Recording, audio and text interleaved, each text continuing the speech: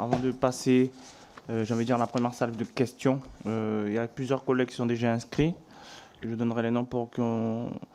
Il y a le collègue Rambaud, après il y a le collègue Gaillard, le collègue Lachaud. Non, c'est bon, non? Donc la collègue Lebon et après le collègue Serva. Juste avant de vous donner la parole, chers collègues, juste deux précisions, monsieur le ministre. Vous avez parlé du FEI, entre autres. Je rappelle juste que le FEI, qui aujourd'hui est annoncé à 110 millions, il y a une baisse de 50 millions, un peu plus de 30% qui est annoncée. Et je rappelle que les 160 millions qui étaient déjà dans le PLF, dans la mission Outre-mer 2024, étaient largement insuffisants par rapport aux besoins de nos territoires respectifs. Et deuxième observation, vous parlez du rapport des deux experts qui doivent vous remettre celui-ci par rapport à l'évolution institutionnelle.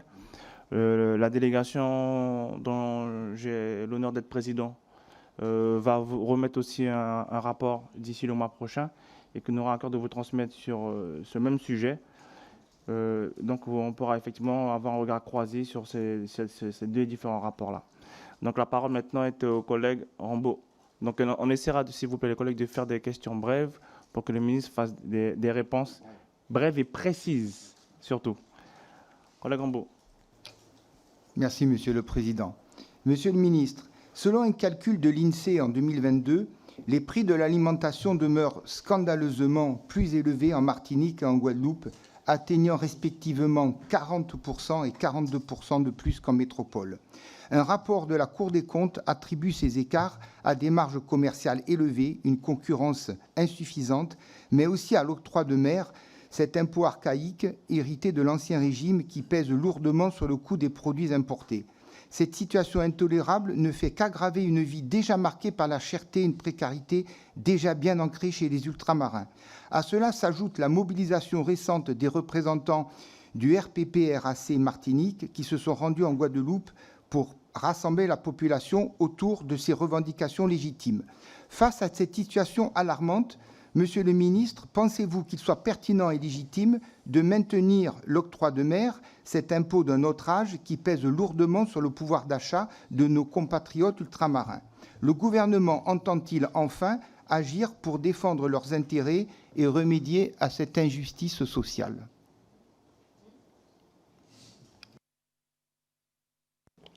Alors, on va prendre la première salle de questions et ensuite le ministre répondra question par question. Collègue suivant, collègue Gaillard. Merci, Monsieur le Président, Monsieur le Ministre, chers collègues, Mesdames et Messieurs. Vous avez commencé votre propos par décrire effectivement la valse des ministres des Outre-mer depuis un certain nombre d'années et à décrire le contexte qui rend effectivement déjà l'exercice de ce budget et même l'exercice de cette audition dans la délégation un peu particulier. Il n'empêche qu'on va faire comme si vous étiez amené, votre gouvernement et vous-même, à durer. Comme vous le savez, il y a un conflit social très important dans le cadre de nos centrales électriques qui sont toutes gérées par Albioma. À La Réunion, 2 usines, en Martinique et en Guadeloupe. Et ce conflit social n'est pas uniquement un conflit social à l'intérieur de l'entreprise Albioma.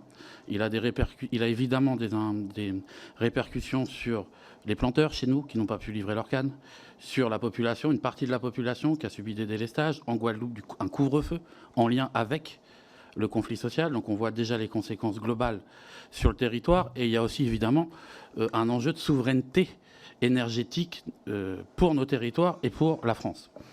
Il y a 2 ans, quand le fonds d'investissement américain KKK a racheté Albioma, on a été un certain nombre ici qui sont autour de la table à avoir tiré la sonnette d'alarme. J'ai moi-même écrit à l'un de vos prédécesseurs, ministre de l'économie, qui est resté 7 ans à Bercy, qui nous avait dit ne vous inquiétez pas, on sera très très vigilant et l'État jouera son rôle. Et ben on voit. Alors, c'est pas vous personnellement, mais vous assurez la continuité de l'État. D'abord, pouvez-vous nous confirmer qu'il y aura bien une médiation? On a cru comprendre avec les contacts avec les syndicalistes. Mais donc, pouvez-vous nous le confirmer?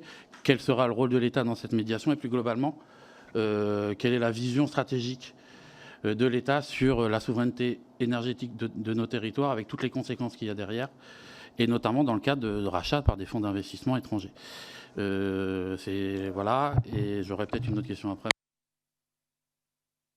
Merci, collègue Gaillard. La collègue Lebon, en visio.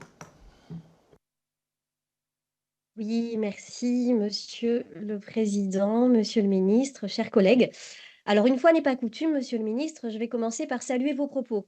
Vous semblez conscient des enjeux qui se posent pour les Outre-mer, autosuffisance alimentaire, vie chère, jeunesse et formation, logement, et attaché à la différenciation nécessaire pour nos territoires.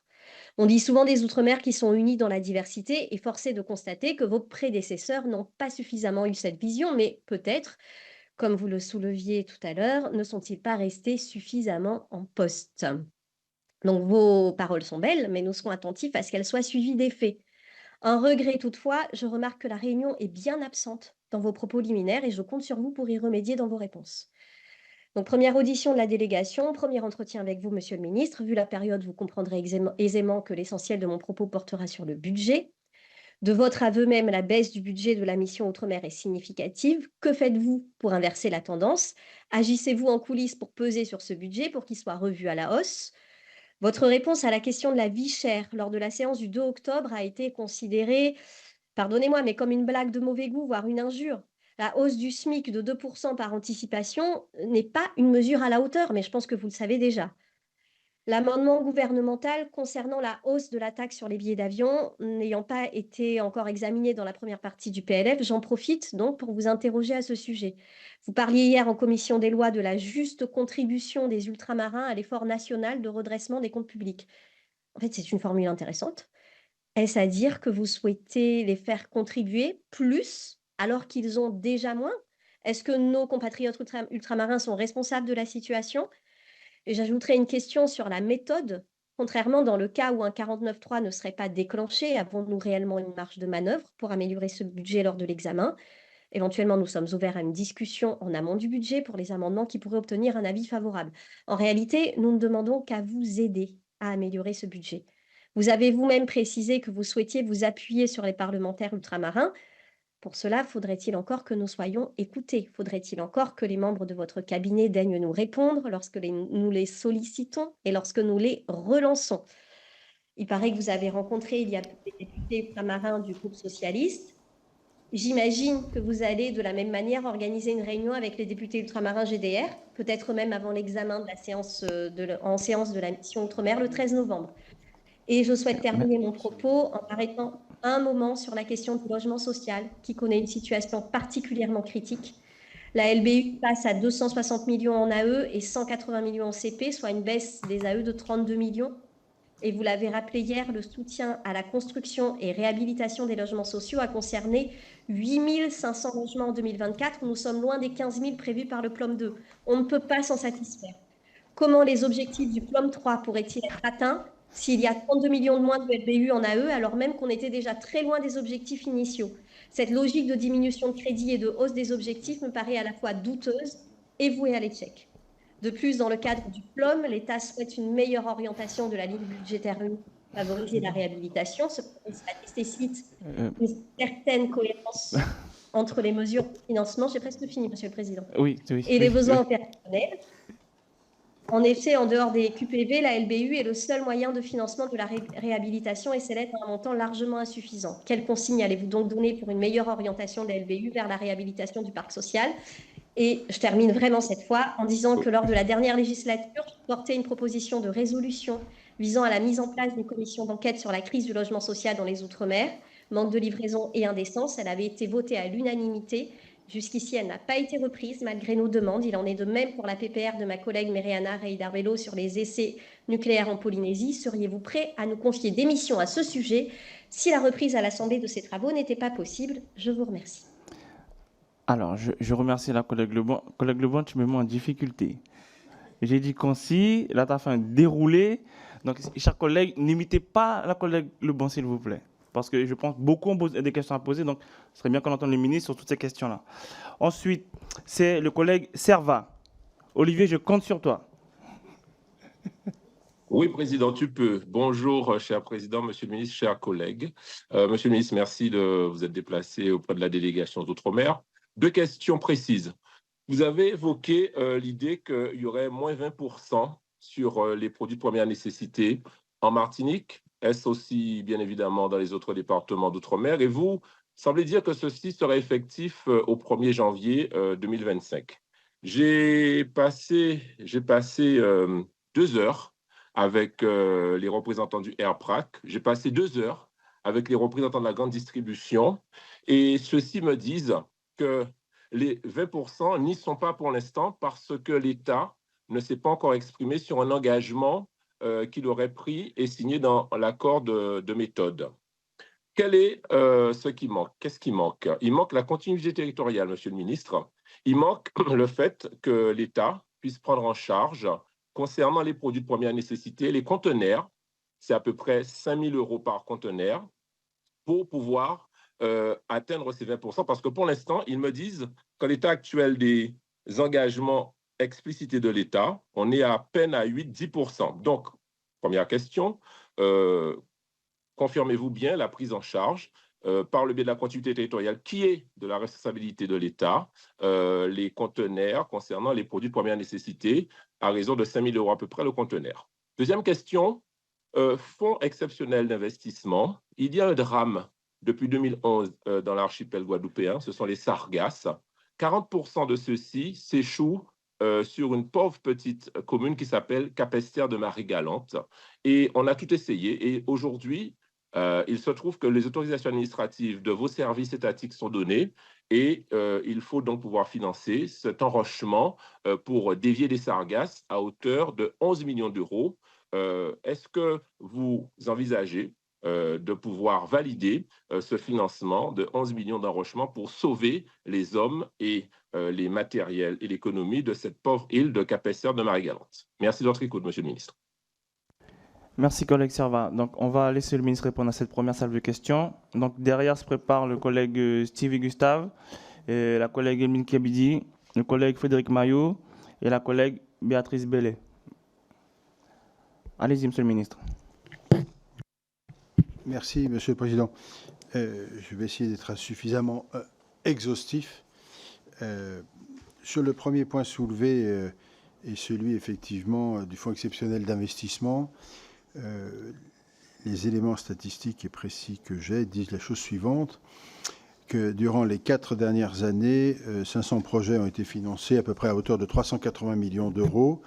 Depuis 2019, le fonds est doté de 110 millions d'euros.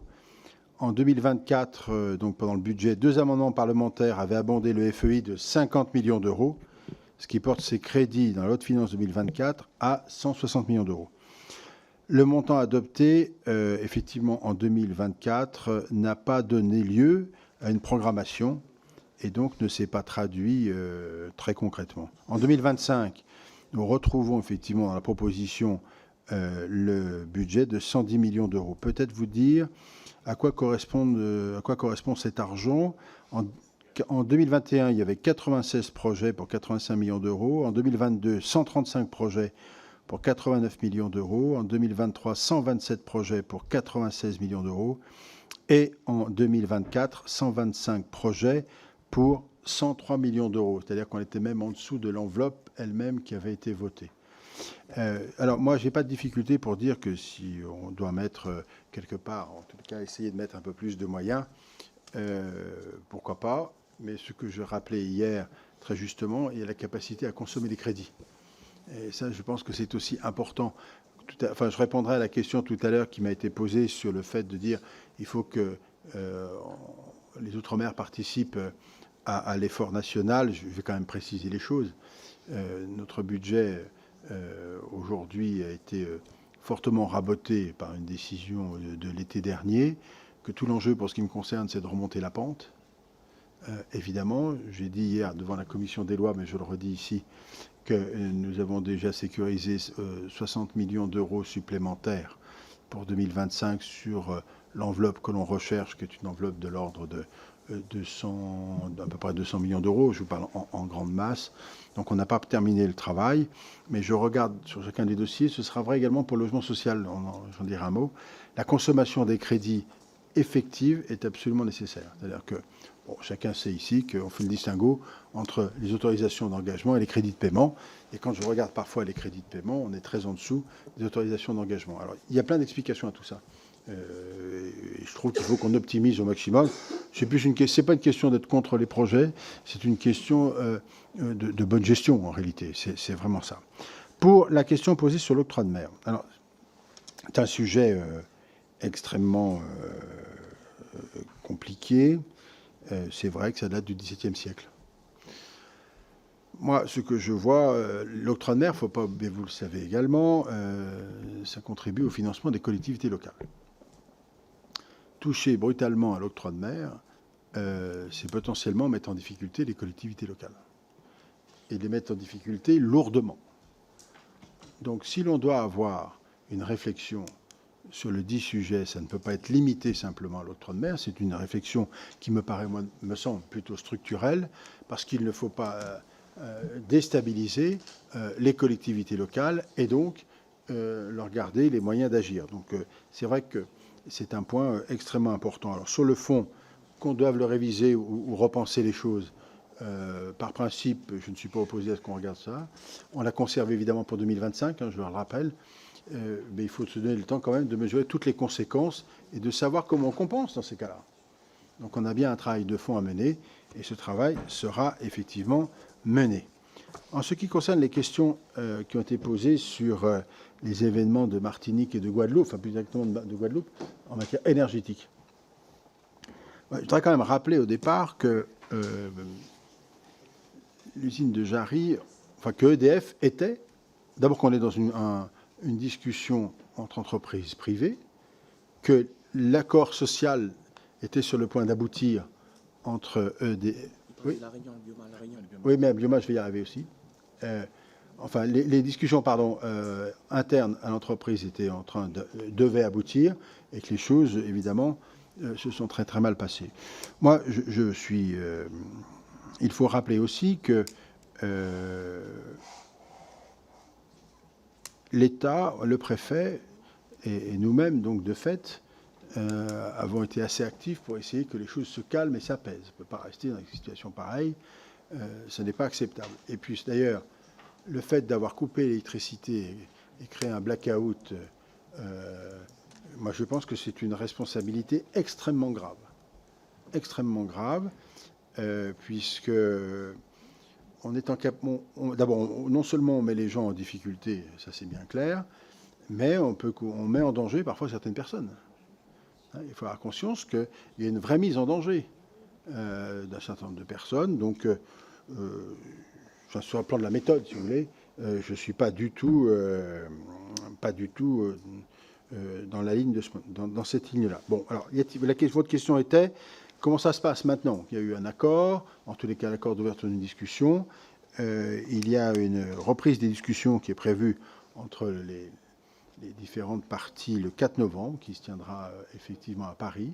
Ça n'est pas véritablement une médiation au sens où on l'entend dans le sens juridique du terme, mais ce qui est certain, c'est que l'État sera présent à cette discussion.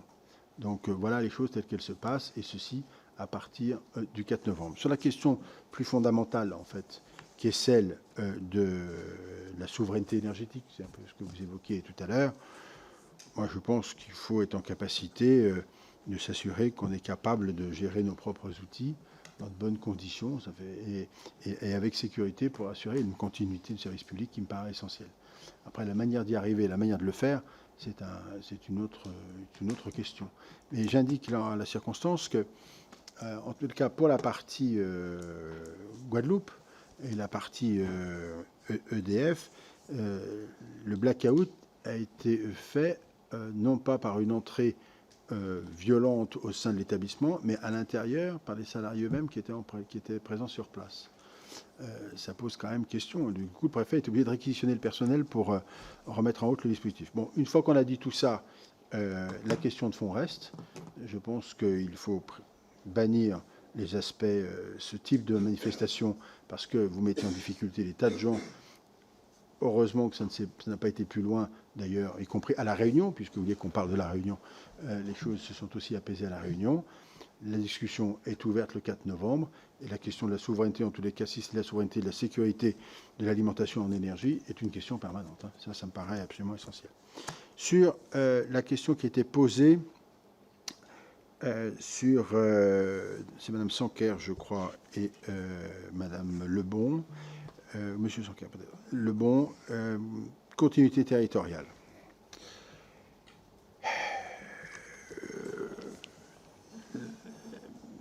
vous savez que depuis plusieurs années, tout ça fonctionne.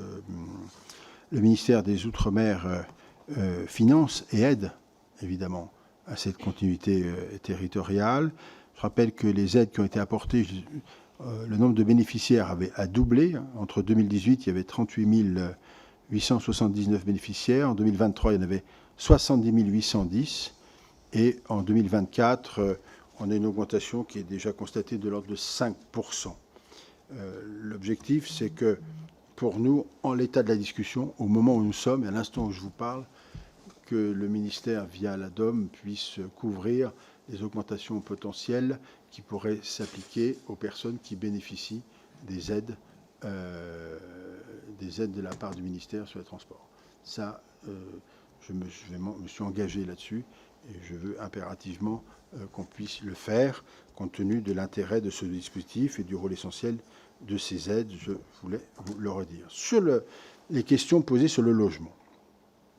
Alors d'abord, bientôt, il y aura un décret qui va étendre l'aide à la réhabilitation en dehors des quartiers en politique de la ville. Ça paraît, ça va aboutir.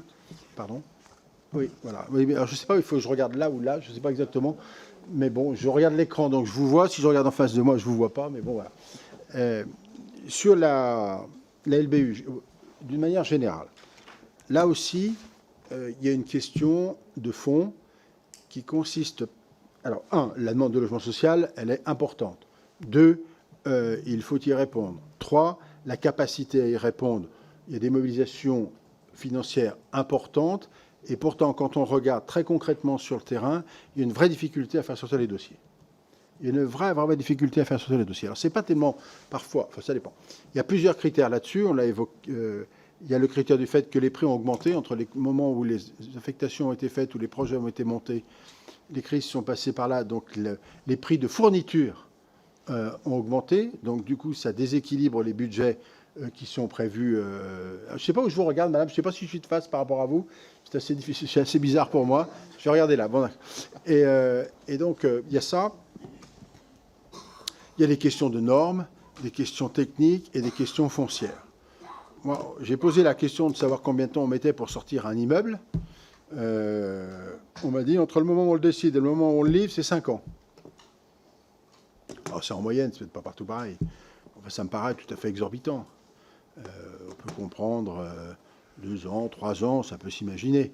Mais 5 ans, c'est pas possible. Donc, on a un très, très gros travail à la fois de simplification des procédures autant que faire se peut, de débloquer les points qui sont vraiment extrêmement contraignants, et puis de ce fait de pouvoir relancer la fluidité de construction. Les budgets eux-mêmes, quand je regardais, je les avais notés, mais je ne les ai pas repris ici, montrent à l'évidence qu'on ne consomme pas... Alors ça dépend des territoires, hein, c'est toujours la même chose. On ne consomme pas la totalité absolue de l'enveloppe, on doit pouvoir faire mieux, mais je pense que le plan numéro 3 qui va être mis en place devrait permettre aussi d'abonder encore un peu et de finir par arriver à avancer sur la construction de logement social. J'indique que je suis très attaché au-delà de la construction. Quand on parle de logement social, évidemment, il y a plusieurs natures de logements sociaux, mais il y a aussi un point important qui est l'accession sociale à la propriété. Alors, il y a le prêt à taux zéro, demeurant... j'ai eu une question hier, mais j'y réponds avant d'en avoir une autre, est généralisé, bien sûr, à tout le monde et maintenu à tout le monde. Donc ça, c'est un point qui me paraît essentiel. Et le parcours résidentiel me paraît absolument fondamental. Donc on va travailler dans ce sens-là. Et alors, sur le point suivant, donc voilà, j'espère avoir répondu en partie aux questions qui sont les vôtres. Sur l'extension des accords Vichères, point également. L'accord qui est intervenu en Martinique, il a pour objectif qu'au 1er janvier 2025, il soit appliqué. On travaille effectivement sur la manière dont l'État va pouvoir assurer les compensations pour lesquelles il a pris un engagement, et donc quelle va être la méthode. Ça, le travail est absolument en cours. Il y a un fonds de compensation qui a d'ailleurs été mis en place par les partenaires, transporteurs, les grands ports. L'État apportera son expertise, et c'est pendant le montage de ce protocole que l'on verra le système qui sera retenu et les conditions de participation financière de l'État. Donc de toute façon, le protocole est là, il faut aller au bout de celui-ci et il faut qu'on travaille, nous, maintenant, avec les transporteurs. Voilà où nous en sommes. Mais l'engagement a été pris, il faut qu'il soit tenu. Ça fait partie des discussions et des principes que j'ai essayé d'évoquer en début de réunion, à savoir du maintien des engagements de l'État. Et il y a une question que j'avais notée, mais qui a disparu. Ah voilà, c'est ça, c'est sur les sargasses. Bon, sujet évidemment important. La programmation de FEI va démarrer. On va regarder que le budget de 11 millions d'euros que j'ai noté, que vous m'avez évoqué tout à l'heure, soit bien dans le dispositif. Mais ça, c'est un point majeur. Donc on sera très attentif sur ce point-là. Ce n'est pas une réponse de Normand pour dire on regardera, on ne fera pas. Je pense que sérieusement, il faut que dans ce cadre-là, on ait le financement et qu'on ne se pose pas de questions là-dessus. Merci, Monsieur le ministre, pour ces premières réponses. Donc, on va continuer. Je réitère mon propos. Les collègues, soyez précis et concis parce qu'il y a